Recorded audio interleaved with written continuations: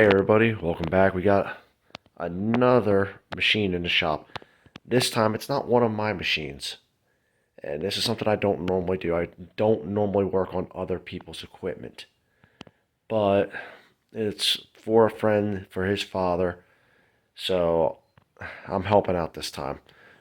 This is a Craftsman Z6800 with the Smart Lawn feature. Basically, two issues this mower's been having. The guy that owns it recently tried putting a drive belt on. It's slipping really bad while he's trying to move. It's a brand new belt. I've already diagnosed that the belt's routed incorrectly. That's not a big deal. And the second issue he's having is sometimes the key doesn't work. He's got to jiggle a lot to make it work. I've already removed the key out of here.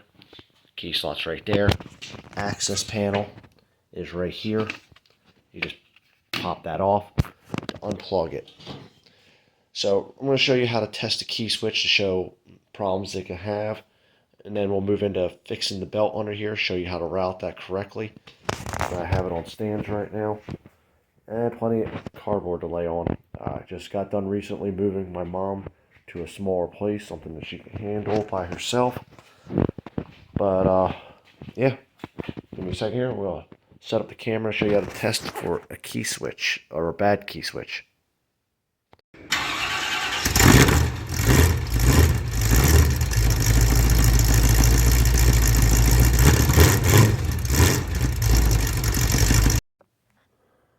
Okay, here's your key switch.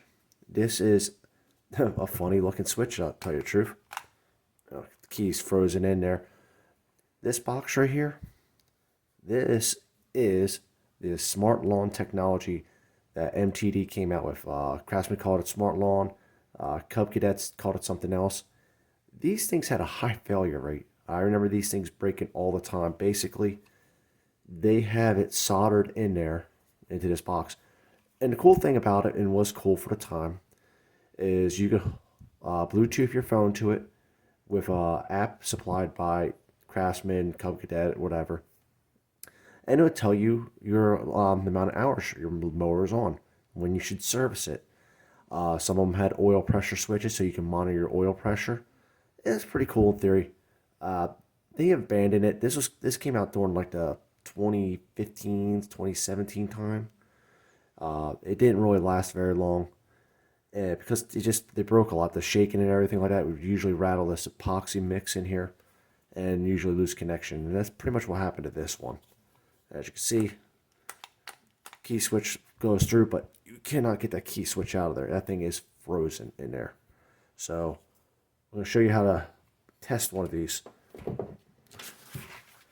Basically, oh, sorry about that. Clear a little bit of trash out of the way. This is a 7-pin. Most common it's going to be 5-pin that I see most times, 7-pin. Usually on the fancier mowers. This one, usually they'll have them marked on here. This one doesn't have any markings. Dealt with these enough though. It's going to be your ground, light, accessory 1, start, should be a 2, right? That should be right below it. Yeah, that should be right below it, I think. All right. And now, to test them,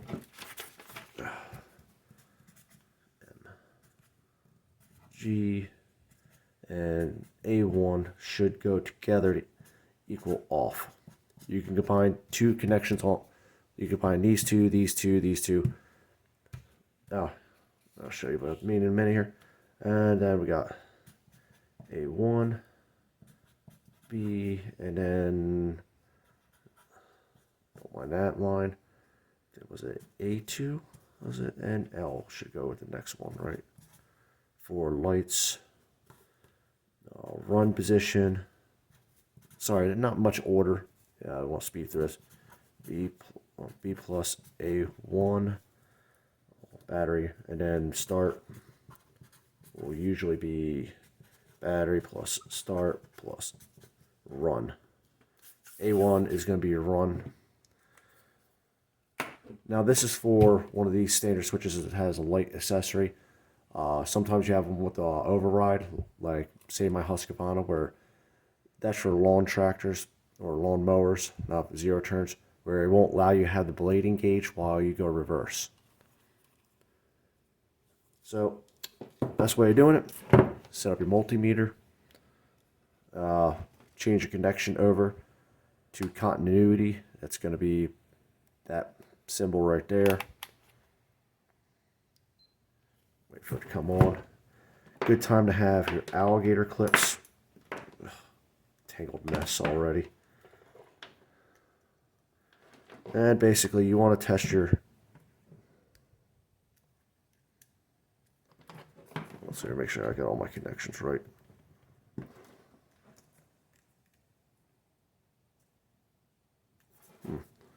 Oh, gotta set that on there.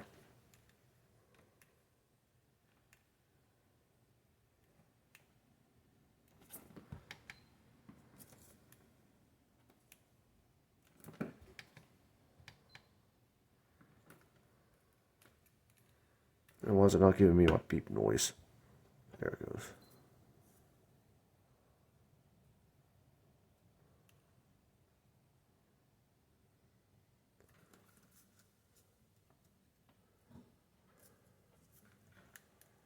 Oh well, I'm not going to worry about it. Well, it's showing me continuity. Usually this one's set up to give a beep noise. Maybe the speaker's finally broken on it. It'll make it a little more difficult because I like hearing the beep noise. Lets me know. Sorry for the wiring mess here, people. Alright, so we're going to test off first. So, we'll test with that one. Ugh.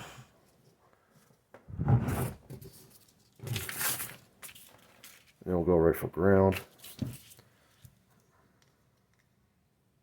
And yep, we got continuity on there. And then we'll test for A1. And we got continuity. And then we'll test across those. And we got continuity again. Sorry for the reflection there. There we go. Get that out of the light. Okay, so that's key off.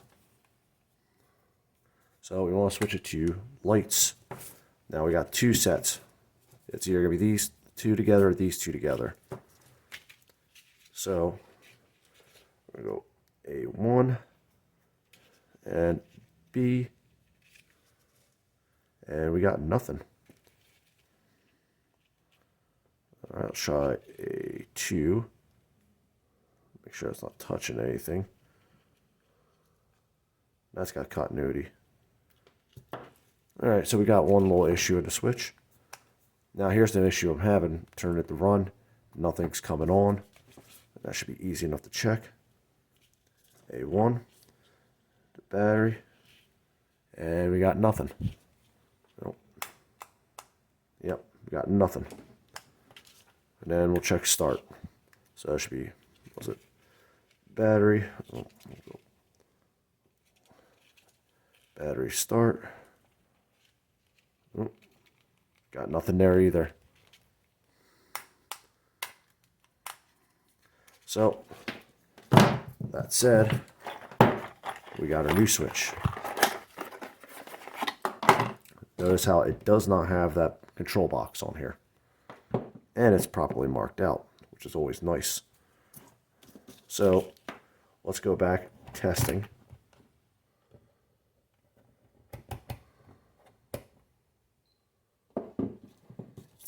Make sure. Yep, there's our continuity. Alright, so we're off. So we should be able to go from, let's see here. Position this the right way.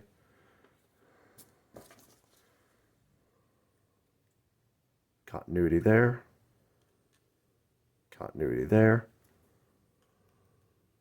Continuity there. Alright, so we're good. Accessory position. Again, A1 to battery. We got continuity again. A2 to L. Get this in there without touching each other. Yep. There we go. We got continuity again. run position, B, A1, continuity, so that works now. And then finally, I might as well just left it on B. Go right to start. Start works. Check on A1. Nope, already on because it's going to check that. And get that on near you like that. And continuity again. So all connections work as they should. We are good to put this key switch back in there. So let's go reinstall this. Okay. Let's get this connector out. Make sure none of the prongs are bent. And it's pretty simple. Make sure it's not on. I don't want to shock the system. I mean, there's not much to shock in there, but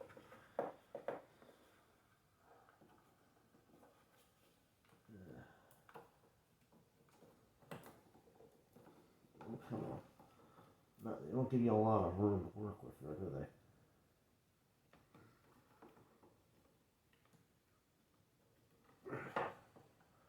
Come on, you're.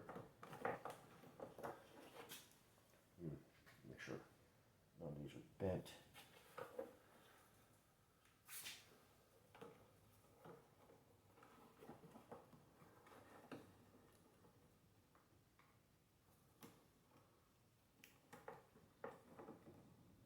There it goes. Alright. Now we're on. We're in. And yep, there goes hour meter.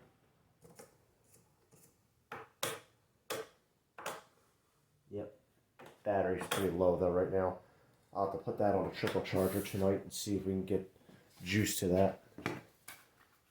Install this cover. Looks like this is only supposed to have the inner panel pop out, but the whole thing popped out pretty easily. Alright, let's go work on this belt next. And we'll put the battery on a slow charge. These small batteries, I've seen them below will pop a cell when you put them on boost. Because, I don't know, 50 amp boost charge shouldn't do it, but they do sometimes. These batteries aren't very strong, so I'll put it on slow charge overnight. Hopefully it'll take the charge, and then we'll go from there. Okay, so here's the drive belt setup. This is how it's currently running and why it's slipping. There's your tensioner, your right drive, left drive motor. And this looks like it almost makes sense when you replace the belt. Had to go look it up. Instead, it's supposed to be drive, tensioner, belt routed that way. And honestly, it works a little better that way. Although not as much belt grip on this side of the drive, doesn't matter. But this is currently how it looks. It's set up. I'm gonna figure out how the best way to get under there, undo the belt, and go from there. So bear with me for a minute. Try to get this camera set up in a way that, because my tripod won't fit with this underneath here. Not as high as I got it right now. So let me see if I can figure out something. If I can't, I'll just show you the results afterwards. I think the first thing we're going to do, though, flashlight. You know, not really flashlight, big light. Come on. There we go. Here's the tension spring. It's being held on by some random wire. I'm guessing the tensioner broke off at some point. I'm not even sure if this is the proper spring. But we're going to take that off so we can move this belt around. So we can undo that belt and then attach it the right way. And then we'll figure out something a little more permanent for that spring. Because I don't think that's going to work out too well. Or it may have worked out pretty well for him for a while. Who knows? We'll see how it works when I get it all set up. Alright. I had no easy way of showing this. There's the tensioner belt. If I can get a good view, it's probably not, of the drive on the left side, and then that drive. Oh boy. Oh, that was a pain in the butt.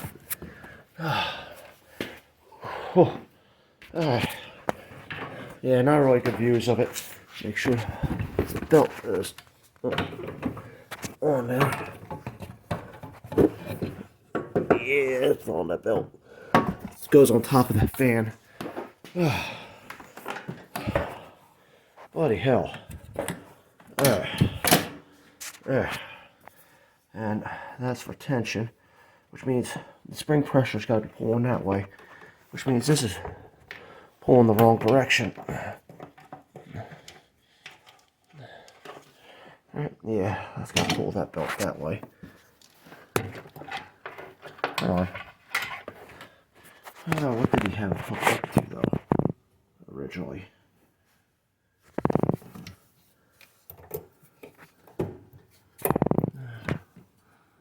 I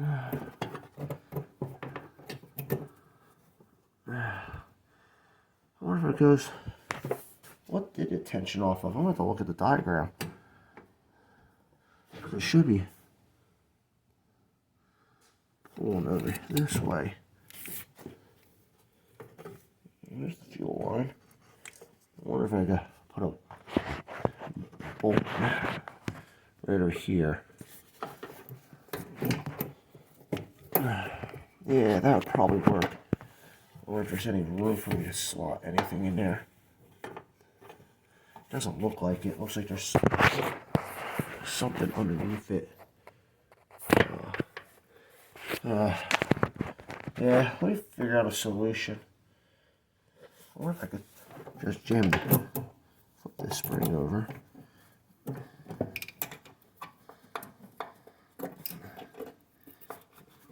Yeah, I wonder if I could jam that in there and then pull it over onto that.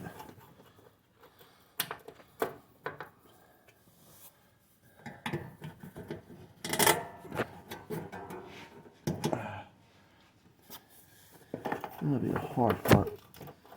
Might need a pair of pliers to get in there.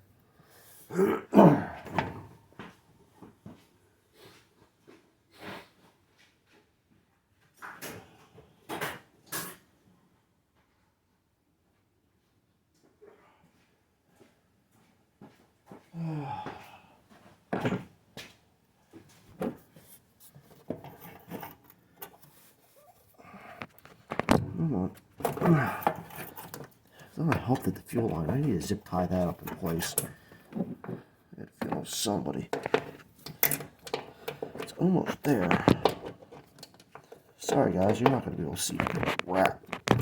If I could bend this just a little bit more.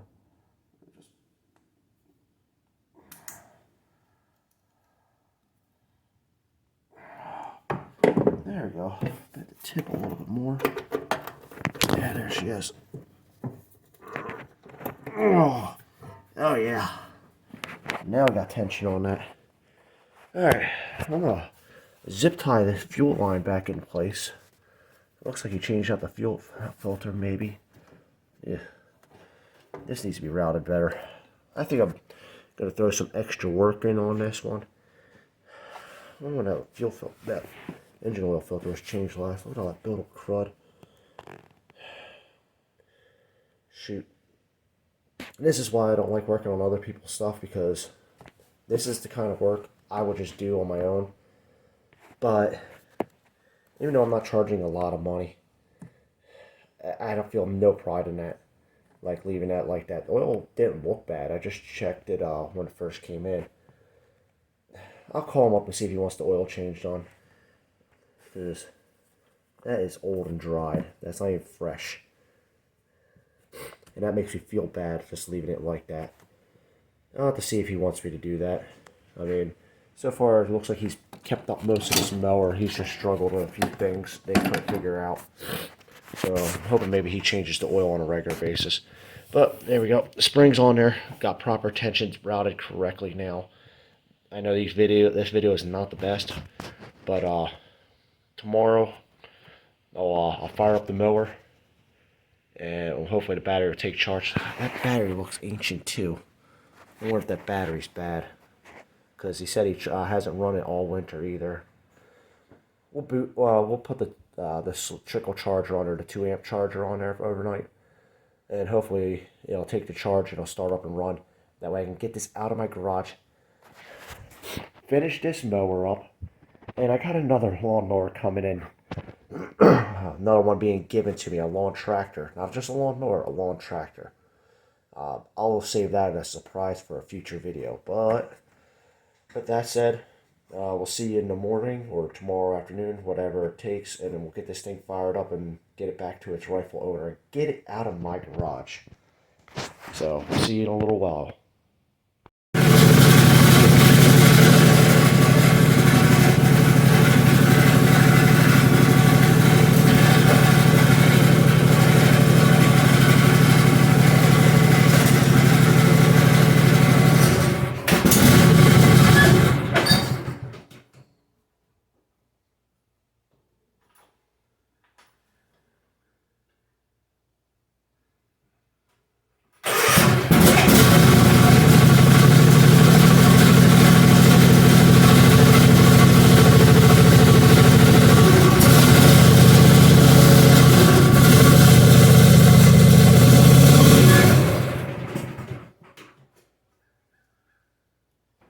Why is she stalling up as soon as you start it?